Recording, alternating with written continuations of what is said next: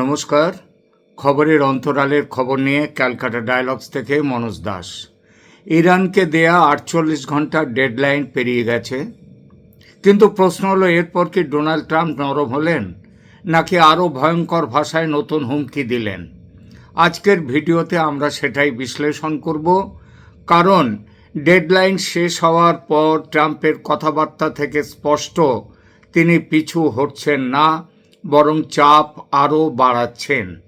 সবচেয়ে আগে একটা বিষয় পরিষ্কার করা দরকার, ডেডলাইন পেরোনোর পর যে প্রেস কনফারেন্স করলেন ডোনাল্ড ট্রাম্প, তার দৃশ্যমান কেন্দ্রবিন্দু ছিল ধ্বংস হওয়া মার্কিন F-15 তার ক্রুদের উদ্ধার অভিযান।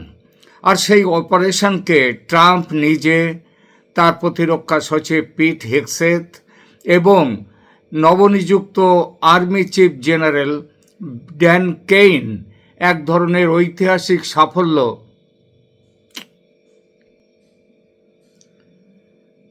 একেবারে ঐতিহাসিক সাফল্য হিসেবে তুলে ধরেছেন। কিন্তু এই আত্মপ্রশংসার আড়ালেই ট্রাম্প এমন কিছু কথা বলেছেন যেগুলো মধ্যপ্রাচ্যের যুদ্ধকে আরও বড় পর্যায়ে নিয়ে যেতে পারে, সেই ইঙ্গিত স্পষ্ট। ট্রাম্পের সবচেয়ে আলোচিত বক্তব্য ছিল এই যে ইরানকে এক রাতেই ফেলে দেওয়া বা নিয়ে নেওয়া সম্ভব, এবং সেই রাত আগামীকালের রাতটাও হতে পারে, মানে আজ মঙ্গলবার 7 এপ্রিলের রাত্রেও। রয়টার্সের ভিডিও রিপোর্ট দুই জায়গাতেই এই বার্তার প্রতিফলন আছে। তিনি একথাও বলেছেন, আজ মঙ্গলবার রাত 12টার মধ্যে ইরানের সমস্ত ব্রিজ বা সেতু তিনি গুঁড়িয়ে দেবেন। এর মানে কি? এর সহজ মানে হলো ট্রাম্প কেবল সময়সীমা বেঁধে দেননি, সময়সীমা পেরোনোর পর তিনি সরাসরি সামরিক আগ্রাসন আরও বাড়াবার এবং পরিস্থিতির আরও অবনতির হুমকি দিলেন।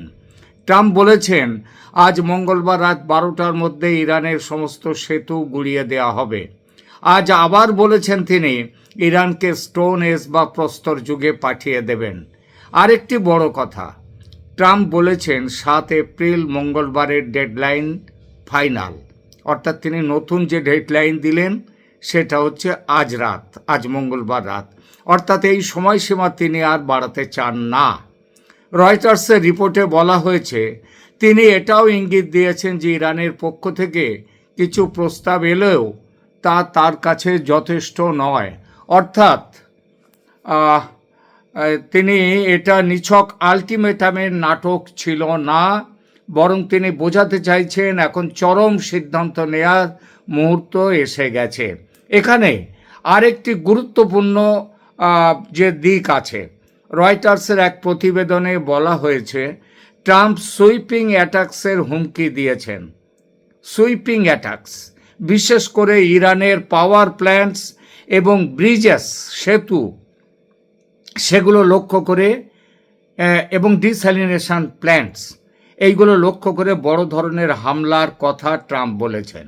এই ভাষা খুবই গুরুত্বপূর্ণ, কারণ এতে বোঝা যায় লক্ষ্য কেবল সামরিক স্থাপনা নয়, অবকাঠামো ভেঙে দিয়ে ইরান রাষ্ট্রকে অচল করার স্ট্র্যাটেজিও তার মাথায় আছে। এখন প্রশ্ন হলো, ট্রাম্প কি ফুল স্কেল ইনভেশনের কথা বলেছেন, মানে পুরোপুরি অভিযান আগ্রাসনের কথা বলেছেন? প্রকাশ্য রিপোর্ট অনুযায়ী না, তিনি সরাসরি আমরা স্থলযুদ্ধে ঢুকছি এমন ঘোষণা দেননি। যদিও কদিন আগে তিনি বলেছিলেন ইরানের খার্ক দ্বীপে 10,000 স্থল সেনা নামিয়ে দ্বীপটিকে তিনি দখল করে নেবেন, এবং দখল মানে ধ্বংস করবেন না, দখল করে নেবেন। আর কেন বলেছেন? আজকেও তিনি বলেছেন সেই কারণটি, যে আবার ট্রাম্প বললেন, আই ওয়ান্ট ইরান সয়েল, আমি ইরানের তেলের দখল চাই। কিন্তু তিনি এমনভাবে কথা বলেছেন যাতে ইরান বুঝে যায় যে যুক্তরাষ্ট্র চাইলে খুব অল্প সময়ের মধ্যে অনেক বড় আঘাত হানতে পারে, খার্ক দ্বীপে সেনা নামানোর দরকারও পড়বে না। এই জায়গায় প্রতিরক্ষা সচিব পিট হেগসেথের কথাও খুব গুরুত্বপূর্ণ। আগে পাওয়া ব্রিফিংয়ের সারাংশ অনুযায়ী তিনি বলেছেন, প্রেসিডেন্টের নির্দেশে ওই দিন, মানে আজকের দিন 7 এপ্রিল মঙ্গলবার স্ট্রাইকের পরিমাণ মানে আঘাতের পরিমাণ আমেরিকার তরফ থেকে প্রথম দিনের চেয়ে পর সবচেয়ে মানে 28শে ফেব্রুয়ারি যা হয়েছিল তারপর থেকে সবচেয়ে বেশি হবে আজকের আঘাত।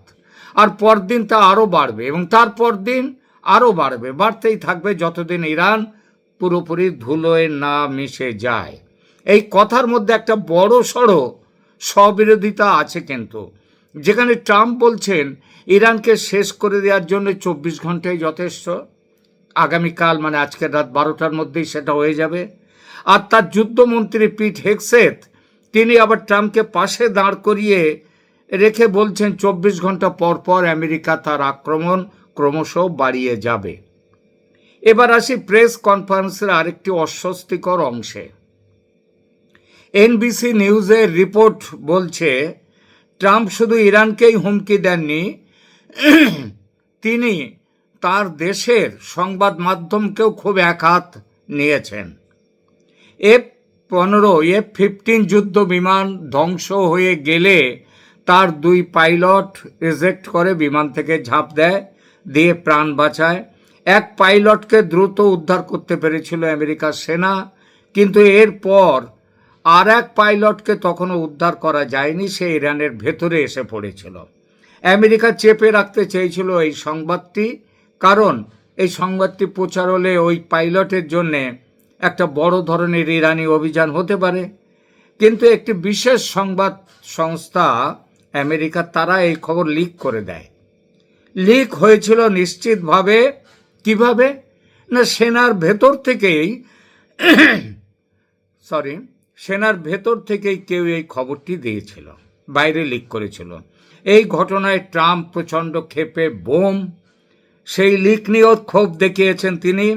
বলেছেন যে এই খবর ফাঁস করেছে তাকে খুঁজে বের করা হবে, আর তাকে খুঁজে বের করার জন্য যে সংবাদ মাধ্যমে এই তথ্য প্রকাশ করেছে তার কাছ থেকেও সোর্স, তার খবরের সোর্স সে কোত্থেকে পেয়েছে খবরটা সেটা জানতে চাপ দেয়া হবে। যদি চাপ দিলেও যদি সে না শোনে তাহলে জেলে পাঠানো হবে। এখানে বুঝতে হবে এই প্রেস কনফারেন্সে ট্রাম্প একসঙ্গে 3 ধরনের শ্রোতার উদ্দেশ্যে কথা বলেছেন। প্রথমত ইরানকে উদ্দেশ্য করে তিনি বলেছেন চুক্তি না করলে ভয়াবহ হামলা শুরু হয়ে যেতে পারে, ভয়াবহ হামলা হবে। আর দ্বিতীয়ত মার্কিনের ঘরোয়া দর্শকদের তিনি দেখাতে চাইছেন তিনি ডিসিসিভ, তিনি যা বলেন তাই করেন, তিনি রুথলেস, কঠোর, এবং পুরো ঘটনার কন্ট্রোল তিনি নিয়ে রেখে দিয়েছেন। তৃতীয়ত তার শ্রোতা হচ্ছে মিডিয়াকে তিনি বার্তা দিচ্ছেন এই যুদ্ধের ন্যারেটিভ কে নিয়ন্ত্রণ করবে সেটা হোয়াইট হাউস ঠিক করবে, অর্থাৎ মিডিয়ার উপর নিয়ন্ত্রণ রাখবে তার সরকার। এখন বড় প্রশ্ন, ট্রাম্প ইরানে আসলে কি করতে চলেছেন? আমার বিশ্লেষণ হলো এই মুহূর্তে তিনি 3টি জিনিসের মধ্যে খেলছেন। প্রথমত কোয়েরসিভ ডিপ্লোমেসি, অর্থাৎ সামরিক ভয় দেখিয়ে রাজনৈতিক ছাড় আদায় করা, কার কাছ থেকে? ইরানের কাছ থেকে। দ্বিতীয়ত লিমিটেড বাট ডিভাস্টেটিং স্ট্রাইক, অর্থাৎ তিনি সংক্ষিপ্ত হামলা করবেন, কিন্তু সেই হামলা যাতে ইরানের জ্বালানি, বিদ্যুৎ, সেতু বা কৌশলগত অবকাঠামো ভেঙে পড়ে, কিন্তু তিনি তাৎক্ষণিক পূর্ণাঙ্গ দখল যুদ্ধ শুরু করতে চান না এখনই। এখানেই পিট হেগসেথের ওই যে বলেছেন দিনের পর দিন আক্রমণ বাড়তেই থাকবে, তো সেইটাই হচ্ছে যে তিনি এক্ষুনি পূর্ণাঙ্গ দখল যুদ্ধ শুরু করতে চান না, আস্তে আস্তে লড়াইটা বাড়াবেন। এই 2 পথের ইঙ্গিতে ট্রাম্পের মন্তব্যে আজ স্পষ্ট হয়েছে। আর তৃতীয় সম্ভাবনাটি হলো সাইকোলজিক্যাল ওয়ারফেয়ার, কারণ যখন একজন মার্কিন প্রেসিডেন্ট প্রকাশ্যে বলেন এক রাতেই পুরো দেশকে নিয়ে নেওয়া সম্ভব, তখন তা শুধু সামরিক পরিকল্পনা নয়, এটি শত্রুর মানে ইরানের মনস্তত্ত্বে আঘাত করার ভাষা। ইরানকে জানিয়ে দেয়া হলো তোমরা সময় হারাচ্ছ, আর ওয়াশিংটন চাইলে হঠাৎ করে গেম বদলে দিতে পারে, তোমাদেরকে ধুলোয় মিশিয়ে দিতে পারে।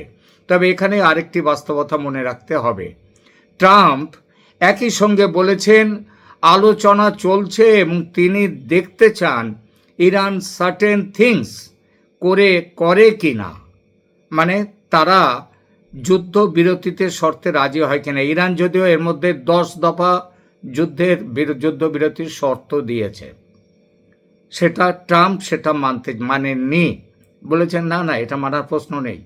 অর্থাৎ যুদ্ধ আলোচনার দরজা দুটো কিন্তু খোলা রাখছেন। এটা হচ্ছে ট্রাম্পীয় কূটনীতির পরিচিত ধরন। এক হাতে আলটিমেটাম, অন্য হাতে দর কষাকষির জন্য আলোচনা। তাহলে কি আজকালকের মধ্যে বড় হামলা অনিবার্য? আমি বলবো ঝুঁকি আছে, ভালো রকম ঝুঁকি আছে, কারণ ডেডলাইন ফাইনাল বলা হয়েছে, সুইপিং স্ট্রাইকের হুমকি দেয়া হয়েছে, আর পেন্টাগনের দিক থেকেও স্ট্রাইক ভলিউম বাড়ানোর কথা এসেছে। নতুন সেনা প্রধান আর্মি চিফ তিনি বলেছেন, কিন্তু একই সঙ্গে ইনডাইরেক্ট নেগোসিয়েশনের কথাও সামনে আছে। তাই শেষ মুহূর্তে আরও বার্গেনিং হওয়ার সুযোগ পুরোপুরি উধাও হয়নি। এই কারণে বর্তমান পরিস্থিতিকে সবচেয়ে ভালোভাবে বোঝানো যায় একথা বলে যে ট্রাম্প এখনও শেষ সিদ্ধান্তের দরজা বন্ধ করেননি, কিন্তু তিনি এমন একটি অবস্থান নিয়েছেন যেখানে পিছু হটলে তার নিজের শক্তি, সেই শক্তির ভাবমূর্তি ক্ষতিগ্রস্ত হতে পারে। তাই তিনি এখন এমন ল্যাঙ্গুয়েজ ব্যবহার করছেন যা একদিকে যুদ্ধের হুমকি, অন্যদিকে আলোচনার দরজা খোলা। সবশেষে এই ভিডিওর মূল টেক অ্যাওয়ে একটাই, এখান থেকে কী সিদ্ধান্ত? ডেডলাইন পেরিয়ে ট্রাম্প নীরব হননি, বরং তিনি আরও স্পষ্টভাবে বলেছেন ইরানকে খুব অল্প সময়ের মধ্যে ধ্বংসাত্মক আঘাত করবেন। আবার ডেডলাইন ফাইনাল বলছেন এবং চুক্তি না হলে মানে চুক্তির দরজাটাও খোলা রাখছেন এখনও অবধি, অন্তত গতকাল রাতেও যা বলেছেন, সেটা যদি চুক্তি না হয় তাহলে বড় হামলা আসতে পারে। অর্থাৎ প্রেস কনফারেন্সের হাসি মুখের পেছনে বার্তা ছিল যুদ্ধের শ্যাডো, যুদ্ধের ছায়া আরও ঘন হয়ে এলো। এগুলো তো গেল ট্রাম্পের কথা। কাল রাতের ট্রাম্পের প্রেস কনফারেন্সের কি প্রতিক্রিয়া পাওয়া গেছে ইরানের পক্ষ থেকে? গত রাতে ট্রাম্প যে হুমকি দিয়েছেন তাতে ইরান কি প্রতিক্রিয়া দিয়েছে সেটা এবার বলি। ট্রাম্পের গত রাতের হুমকির জবাবে ইরান নরম হয়নি, বরং প্রকাশ্যে ট্রাম্পের হুমকি প্রত্যাখ্যান করে কড়া পাল্টা বার্তা দিয়েছে। তেহরানের প্রতিক্রিয়া এরকম, হুমকি দিয়ে তাদের অবস্থান বদলানো যাবে না, আর ইরানের সার্বভৌমত্ব নিরাপত্তা রক্ষায় ইরানিরা সব শক্তি ব্যবহার করতে প্রস্তুত। তাতে মৃত্যু হলেও সেই মৃত্যুও কাঙ্ক্ষিত। স্বাধীনতা তাদের সবার উপরে। ইরান কি বলেছে?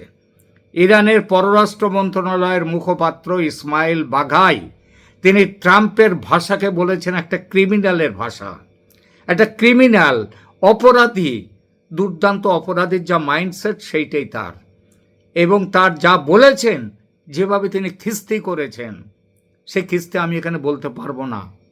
তাতে একেবারে চূড়ান্ত অশ্লীল কথা তিনি বলেছেন। তিনি আরও বলেছেন ইরান তার জাতীয় নিরাপত্তা ও সার্বভৌমত্ব রক্ষায় পূর্ণ শক্তিতে প্রতিরোধ করবে। কে বলেছেন? ইরানের পক্ষ থেকে বলা হয়েছে। ইরানের প্রেসিডেন্টের একজন মুখপাত্র ট্রাম্পের আলটিমেটামকে বলেছেন ডেসপারেশন অ্যান্ড অ্যাঙ্গার। ডেসপারেট হয়ে গেছে তিনি, হতাশা এবং রাগের প্রতিক্রিয়া দিয়েছেন ট্রাম্প, এটা বলেছেন ইরানের প্রেসিডেন্টের মুখপাত্র। একই প্রতিক্রিয়ায় তেহরান স্পষ্ট করেছে হরমুজ প্রণালী খোলার প্রশ্ন তারা ক্ষতিপূরণ ও নতুন আইনি ব্যবস্থার সঙ্গে যুক্ত করে দেখছে। মার্কিন চাপ মেনে কিছু হরমুজ খুলবে না। জাতিসংঘে ইরানের অবস্থানটা কি? জাতিসংঘে ইরানের মিশন, ইরানের যে হাই কমিশন জাতিসংঘে, তারা ট্রাম্পের বক্তব্যকে এই অঞ্চলকে দীর্ঘযুদ্ধের দিকে ঠেলে দেওয়ার চেষ্টা হিসেবে তুলে ধরেছে। তারা আরও অভিযোগ করেছে বেসামরিক মানুষকে ভয় দেখানোর মতো বক্তব্য দেয়া হয়েছে এবং সেটা সম্ভাব্য যুদ্ধ অপরাধের, এগুলো হচ্ছে আন্তর্জাতিক অপরাধ, যুদ্ধাপরাধ। এর মানেটা কি? সংক্ষেপে ইরানের প্রতিক্রিয়া ছিল 3 স্তরে। 1, প্রকাশ্য নিন্দা, সেটা ট্রাম্পের নিন্দা করেছে। 2, সামরিক পাল্টা জবাবের হুঁশিয়ারি, আমরা তৈরি আছি, হার মানব না। এবং 3 নম্বর, যে হরমুজ প্রণালী নিয়ে এত কথা হচ্ছে, যুদ্ধবিরতি, সেটা আগের অবস্থান থেকে ইরান সরছে না। তাই এখন পর্যন্ত যে ছবি দেখা যাচ্ছে তাতে ট্রাম্পের গত রাতের হুমকি ইরানকে ভয় পাইয়ে ছাড় আদায় করতে পারেনি, বরং তেহরান আরও প্রকাশ্যভাবে আমেরিকাকে নস্যাৎ করে দেওয়ার অবস্থান নিয়েছে। আজকের মতো এখানেই শেষ করছি। আপনারা কি মনে করেন? ট্রাম্প কি সত্যিই বড় হামলার দিকে যাচ্ছেন, নাকি এটা শেষ মুহূর্তের চাপ তৈরির খেলা, চাপ তৈরি করে সমঝোতা আদায় করার কৌশল? কমেন্টে আপনাদের মতামত লিখুন। আর অনুরোধ, এই ধরনের আলোচনা শুনতে চ্যানেল ক্যালকাটা ডায়ালগসকে সাবস্ক্রাইব করুন। সাবস্ক্রাইব করে আমার পাশে থাকুন, ক্যালকাটা ডায়ালগসের পাশে থাকুন। ভালো থাকবেন। ধন্যবাদ।